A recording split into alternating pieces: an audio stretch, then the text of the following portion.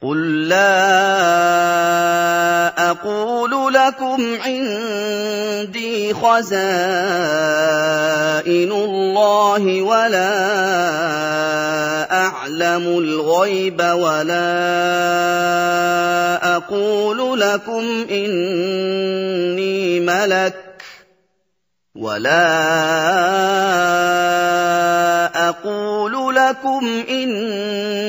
مَلَكٌ إِنْ أَتَّبِعُ إِلَّا مَا يُوحَىٰ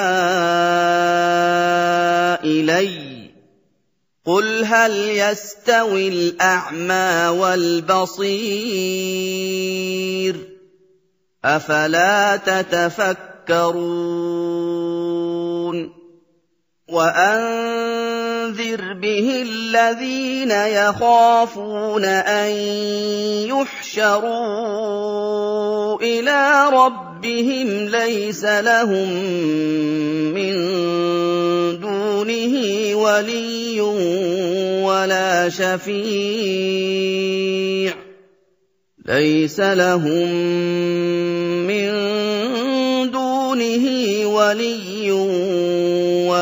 شَفِيعٌ لَّعَلَّهُمْ يَتَّقُونَ وَلَا تَطْرُدِ الَّذِينَ يَدْعُونَ رَبَّهُم بِالْغَدَاةِ وَالْعَشِيِّ يُرِيدُونَ وَجْهَهُ ۖ مَا عَلَيْكَ مِنْ حِسَابِهِم مِّن شَيْءٍ وَمَا مِنْ حِسَابِكَ عَلَيْهِم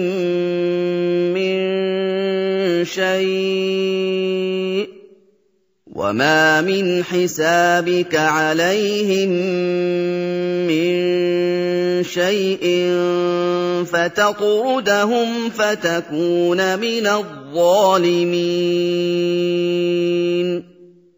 وَكَذَٰلِكَ فَتَنَّا بَعْضَهُم بِبَعْضٍ لِّيَقُولُوا أَهَٰؤُلَاءِ مَنَّ اللَّهُ عَلَيْهِم مِّن بَيْنِنَا ۗ أَلَيْسَ اللَّهُ بِأَعْلَمَ بِالشَّاكِرِينَ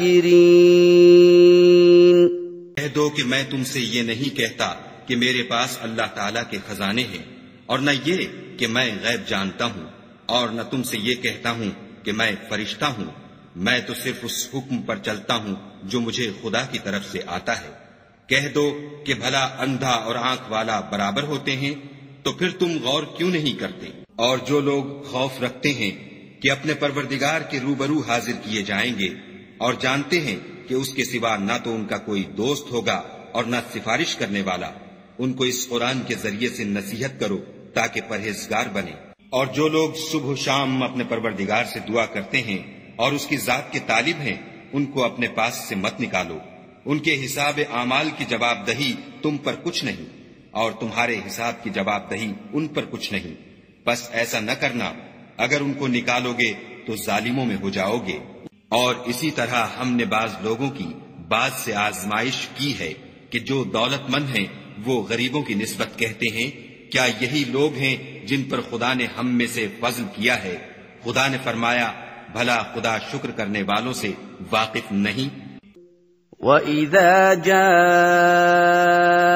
الَّذِينَ يُؤْمِنُونَ بِآيَاتِنَا فَقُلْ سَلَامٌ عَلَيْكُمْ كَتَبَ رَبُّكُمْ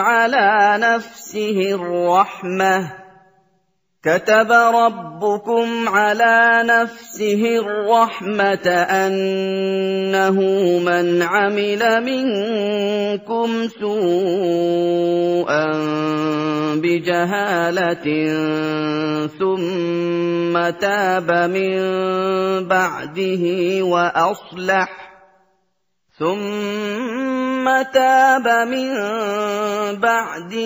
وأصلح فأنه غفور رحيم.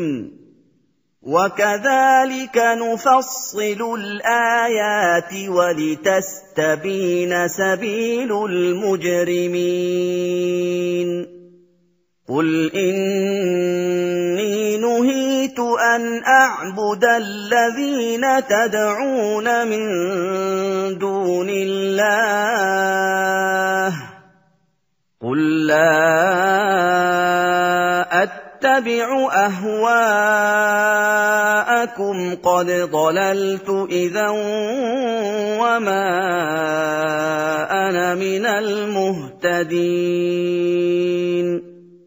قُلْ إِنِّي عَلَىٰ بَيِّنَةٍ مِّن رَّبِّي وَكَذَّبْتُم بِهِ ۚ مَا عِندِي مَا تَسْتَعْجِلُونَ بِهِ ۚ إِنِ الْحُكْمُ إِلَّا لِلَّهِ يَقُصُّ الْحَقَّ وَهُوَ خَيْرُ الْفَاصِلِينَ قُل لَّوْ أَنَّ عِندِي مَا تَسْتَعْجِلُونَ بِهِ لَقُضِيَ الْأَمْرُ بَيْنِي وَبَيْنَكُمْ ۗ وَاللَّهُ أَعْلَمُ بِالظَّالِمِينَ और जब तुम्हारे पास ऐसे लोग आया करें जो हमारी आयतों पर ईमान लाते हैं तो उनसे सलामुन अलैकुम कहा करो। खुदा ने अपनी जाते पाक पर रहमत को लाजिम कर लिया है कि जो कोई तुम में से नादानी से कोई बुरी हरकत कर बैठे फिर उसके बाद तौबा कर ले और नेकुकार हो जाए तो वो बख्शने वाला मेहरबान है। और इसी तरह हम अपनी आयतें खोल खोल कर बयान करते हैं ताकि तुम लोग उन पर अमल करो और इसलिए कि गुनाहगारों का रास्ता जाहिर हो जाए। ऐ पैगंबर, कुफ्फार से कह दो कि जिनको तुम खुदा के सिवा पुकारते हो मुझे उनकी इबादत से मना किया गया है। ये भी कह दो कि मैं तुम्हारी ख्वाहिशों की पैरवी नहीं करूंगा, ऐसा करूं तो गुमराह हो जाऊं और हिदायत याफ्ता लोगों में न रहूं। कह दो कि मैं तो अपने परवरदिगार की दलील रोशन पर हूं और तुम उसकी तकजीब करते हो। जिस चीज यानी अजाब के लिए तुम जल्दी कर रहे हो वो मेरे पास नहीं है। ऐसा हुक्म अल्लाह ही के इख्तियार में है। वो सच्ची बात बयान फरमाता है और वो सबसे बेहतर फैसला करने वाला है। कह दो कि जिस चीज के लिए तुम जल्दी कर रहे हो अगर वो मेरे इख्तियार में होती तो मुझ में और तुम में फैसला हो चुका होता और खुदा जालिमों से खूब वाकिफ है। وعنده مفاتح الغيب لا يعلمها إلا هو ويعلم ما في البر والبحر وما تسقط من ورقة إلا يعلمها ولا حبة في ظلمات الأرض ولا رطب ولا يابس إلا في كتاب مبين وهو الذي يتوفاكم بالليل ويعلم ما جرحتم بالنهار ثم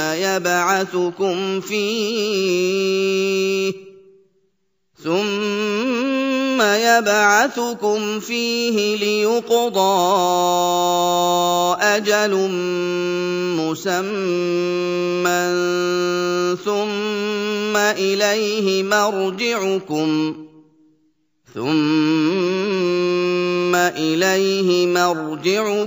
ثم ينبئكم بما كنتم تعملون وهو القاهر فوق عباده ويرسل عليكم حفظة حتى إذا جاء أحدكم الموت توفته رسلنا وهم لا يفرطون ثم ردوا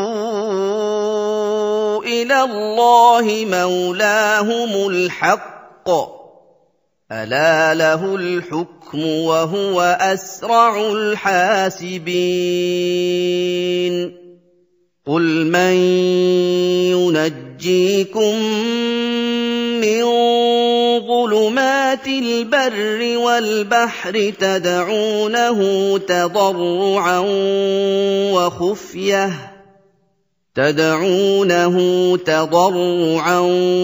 وخفية لئن أنجانا من هذه لنكونن من الشاكرين.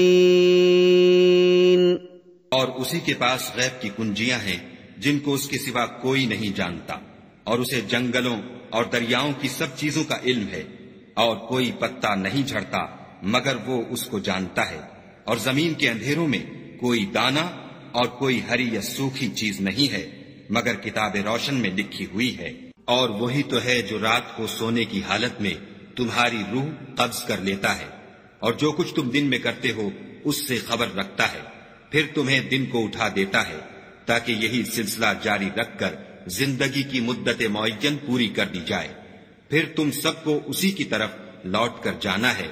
اس روز وہ تم کو تمہارے عمل جو تم کرتے رہتے ہو ایک ایک کر کے بتائے گا، اور وہ اپنے بندوں پر غالب ہے اور تم پر نگہبان مقرر کیے رکھتا ہے، یہاں تک کہ جب تم میں سے کسی کی موت آتی ہے تو ہمارے فرشتے اس کی روح قبض کر لیتے ہیں اور کسی طرح کی کوتاہی نہیں کرتے. پھر قیامت کے دن تمام لوگ اپنے مالک برحق خدا تعالی کے پاس واپس بلائے جائیں گے.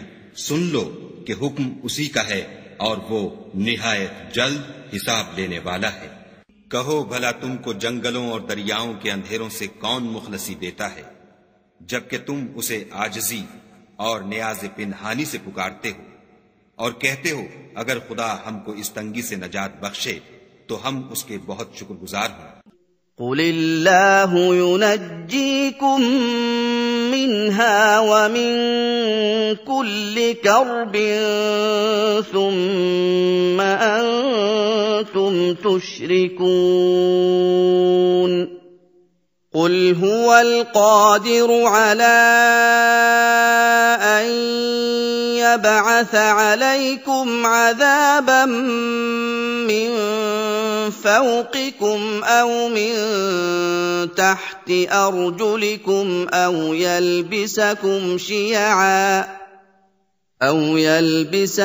شيعا ويذيق بعضكم بأس بعض.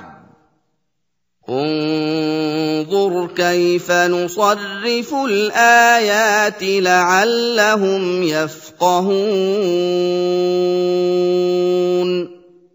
وكذب به قومك وهو الحق قل لست عليكم بوكيل. لكل نبأ مستقر وسوف تعلمون.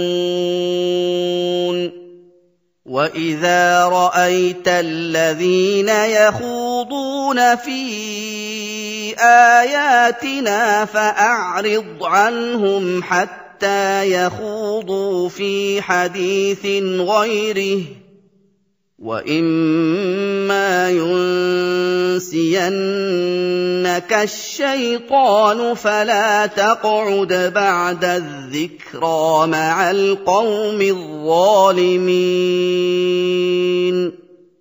وما على الذين يتقون من حسابهم من شيء ولكن ذكرى لعلهم يتقون. کہو کہ خدا ہی تم کو اس تنگی سے اور ہر سختی سے نجات بخشتا ہے، پھر تم اس کے ساتھ شرک کرتے ہو. کہہ دو کہ وہ اس پر بھی قدرت رکھتا ہے کہ تم پر اوپر کی طرف سے یا تمہارے پاؤں کے نیچے سے عذاب بھیجے یا تمہیں فرقہ فرقہ کر دے اور ایک کو دوسرے سے لڑا کر آپس کی لڑائی کا مزہ چکھا دے. دیکھو ہم اپنی آیتوں کو کس کس طرح بیان کرتے ہیں تاکہ یہ لوگ سمجھیں. اور اس قرآن کو تمہاری قوم نے جھٹلایا حالانکہ وہ سراسر حق ہے. کہہ دو کہ میں تمہارا داروغہ نہیں ہوں. ہر خبر کے لیے ایک وقت مقرر ہے اور تم کو عنقریب معلوم ہو جائے گا. اور جب تم ایسے لوگوں کو دیکھو जो हमारी आयतों के बारे में बेहुदा बकवास कर रहे हैं, तो उनसे अलग हो जाओ यहां तक कि और बातों में मसरूफ हो जाएं।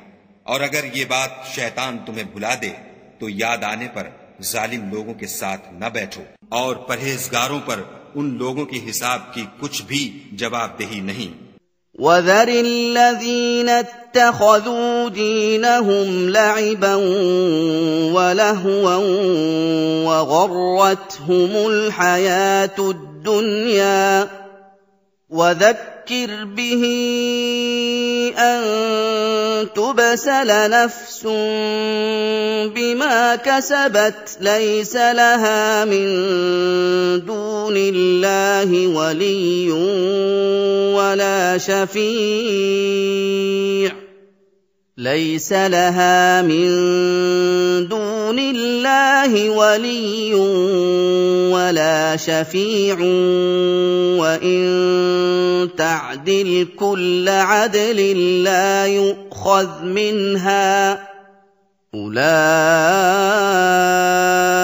الَّذِينَ أُبْسِلُوا بِمَا كَسَبُوا ۖ لَهُمْ شَرَابٌ مِّنْ حَمِيمٍ وَعَذَابٌ أَلِيمٌ بِمَا كَانُوا يَكْفُرُونَ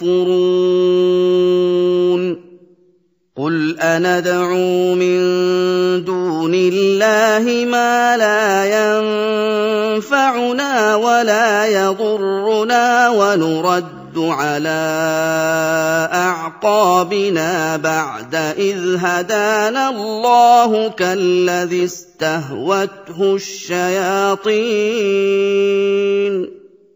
كَالَّذِي استهوته الشياطين في الأرض حيران له أصحاب يدعونه إلى الهدى ائتنا قل إن هدى الله هو الهدى وأمرنا لنسلم لرب العالمين وأن أقيموا الصلاة واتقوه وهو الذي إليه تحشرون. हाँ, नसीहत ताकि वो भी परहेजगार हों। और जिन लोगों ने अपने दीन को खेल और तमाशा बना रखा है और दुनिया की जिंदगी ने उनको धोखे में डाल रखा है, उनसे कुछ काम न रखो। हाँ, इस कुरान के जरिए से नसीहत करते रहो ताकि कयामत के दिन कोई अपने आमाल की सजा में हलाकत में न डाला जाए। उस रोज खुदा के सिवा ना तो कोई उसका दोस्त होगा और न सिफारिश करने वाला, और अगर वो हर चीज जो रुए जमीन पर है बतौर मुआवजा देना चाहे तो वो उससे कबूल न हो। यही लोग हैं कि अपने आमाल के बबाल में हलाकत में डाले गए। उनके लिए पीने को खौलता हुआ पानी और दुख देने वाला अजाब है, इसलिए कि कुफ्र करते थे। कहो, क्या हम खुदा के सिवा ऐसी चीज को पुकारें जो न हमारा भला कर सके न बुरा? और जब हमको खुदा ने सीधा रास्ता दिखा दिया तो क्या हम उल्टे पांव फिर जाएं? फिर हमारी ऐसी मिसाल हो जैसे किसी को जिन्नात ने जंगल में भुला दिया हो और वो हैरान हो रहा हो, और उसके कुछ रफीक हों जो उसको रास्ते की तरफ बुलाएं कि हमारे पास चला आ। कह दो कि रास्ता तो वही है जो खुदा ने बताया है, और हमें तो ये हुक्म मिला है कि हम खुदाए रब्बुल आलमीन के फर्मा बरदार हों, और ये भी कि नमाज पढ़ते रहो और उससे डरते रहो, और वही तो है जिसके पास तुम जमा किए जाओगे। وَهُوَ الَّذِي خَلَقَ السَّمَاوَاتِ وَالْأَرْضَ بِالْحَقِّ وَيَوْمَ يَقُولُ كُن فَيَكُونُ قَوْلُهُ الْحَقُّ وَلَهُ الْمُلْكُ يَوْمَ يُنفَخُ فِي الصُّورِ عالم الغيب والشهادة وهو الحكيم الخبير.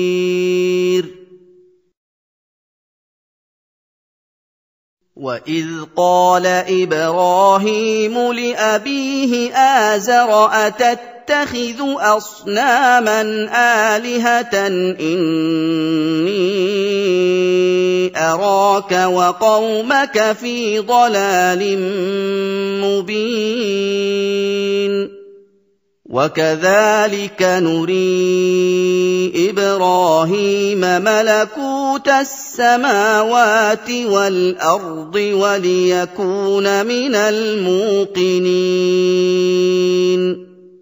فلما جن عليه الليل رأى كوكبا قال هذا ربي فلما أفل قال لا أحب الآفلين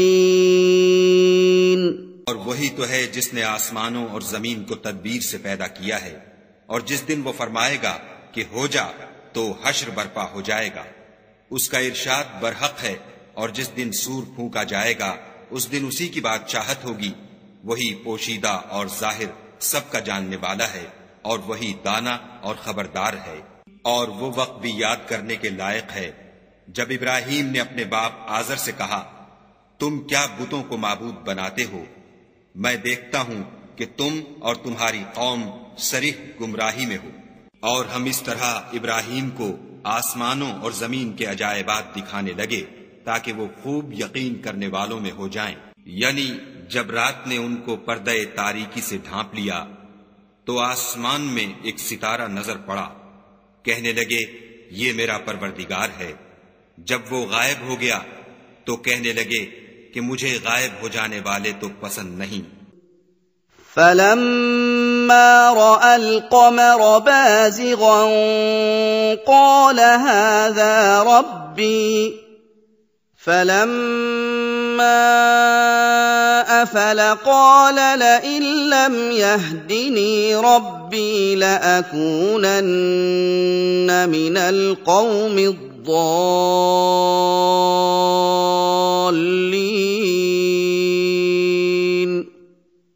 فلما رأى الشمس بازغة قال هذا ربي هذا أكبر فلما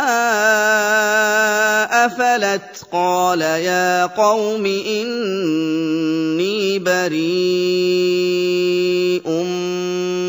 مما تشركون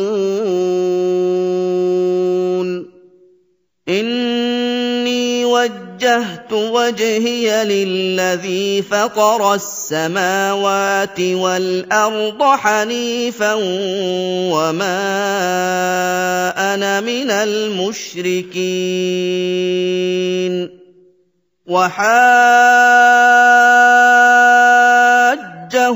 قومه قال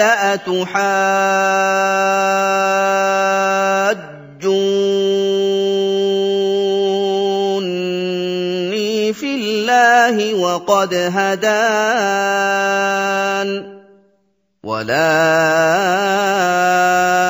أخاف ما تشركون به إلا أن يشاء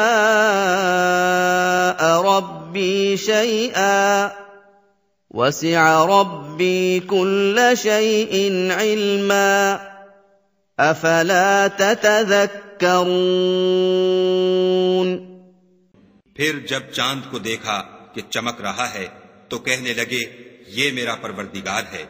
लेकिन जब वो भी छुप गया तो बोल उठे कि अगर मेरा परवरदिगार मुझे सीधा रास्ता नहीं दिखाएगा तो मैं उन लोगों में हो जाऊंगा जो भटक रहे हैं। फिर जब सूरज को देखा कि जगमगा रहा है तो कहने लगे मेरा परवरदिगार ये है, ये सबसे बड़ा है। मगर जब वो भी गुरूब हो गया तो कहने लगे लोगो, जिन चीजों को तुम खुदा का शरीक बनाते हो मैं उनसे बेजार हूं। मैंने सबसे यकसू होकर अपने तई उसी जात की तरफ मुतवज्जे किया जिसने आसमानों और जमीन को पैदा किया है और मैं मुशरिकों में से नहीं हूं। और उनकी कौम उनसे बहस करने लगी तो उन्होंने कहा कि तुम मुझसे खुदा के बारे में क्या बहस करते हो? उसने तो मुझे सीधा रास्ता दिखा दिया है। और जिन चीजों को तुम उसका शरीक बनाते हो मैं उनसे नहीं डरता। हाँ, जो मेरा परवरदिगार कुछ चाहे। मेरा परवरदिगार अपने इल्म से हर चीज पर इहाता किए हुए है।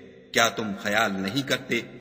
وَكَيْفَ أَخَافُ مَا أَشْرَكْتُمْ وَلَا تَخَافُونَ أَنَّكُمْ أَشْرَكْتُم بِاللَّهِ مَا لَمْ يُنَزِّلْ بِهِ عَلَيْكُمْ سُلْطَانًا ۚ فَأَيُّ الْفَرِيقَيْنِ أَحَقُّ بِالْأَمْنِ إِن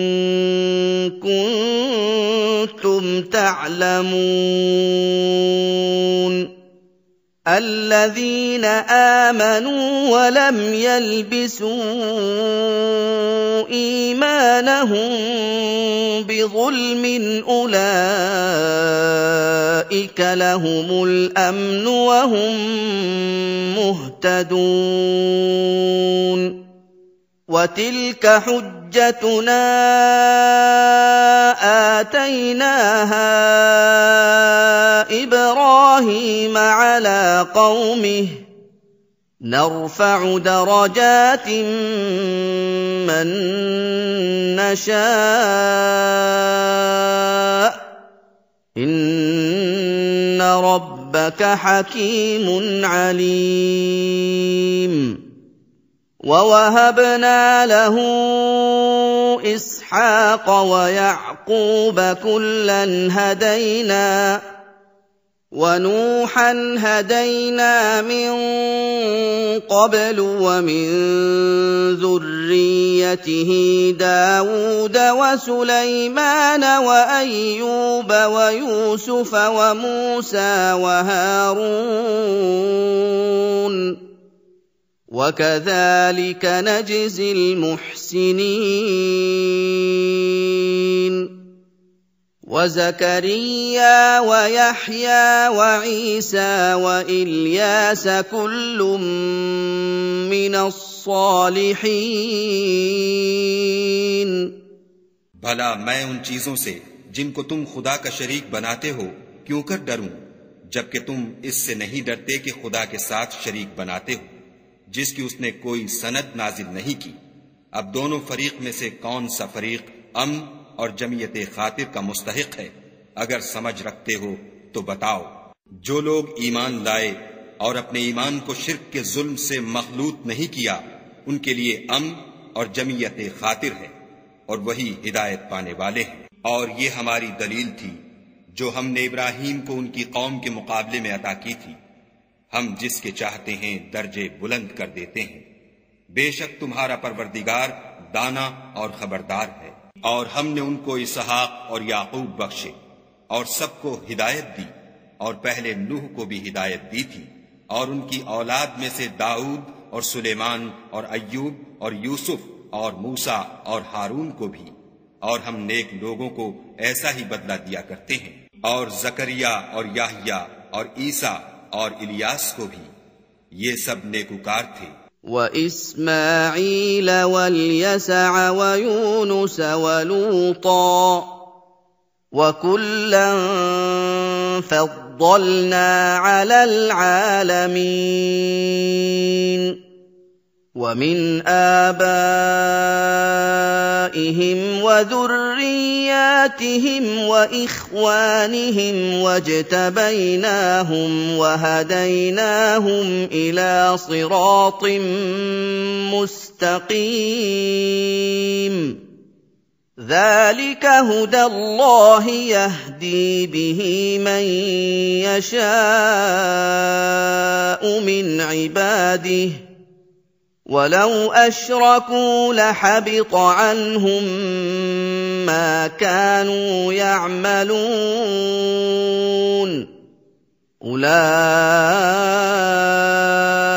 الَّذِينَ آتَيْنَاهُمُ الْكِتَابَ وَالْحُكْمَ وَالنُّبُوَّةَ ۚ فَإِن يَكْفُرْ بِهَا هَٰؤُلَاءِ فَقَدْ وَوَكَّلْنَا بِهَا قَوْمًا لَيْسُوا بِهَا بِكَافِرِينَ أُولَٰئِكَ الَّذِينَ هَدَى اللَّهُ فَبِهُدَاهُ مُقْتَدِهْ قُل لَّا أَسْأَلُكُمْ عَلَيْهِ أَجْرًا إِنْ هُوَ إِلَّا ذِكْرَىٰ لِلْعَالَمِينَ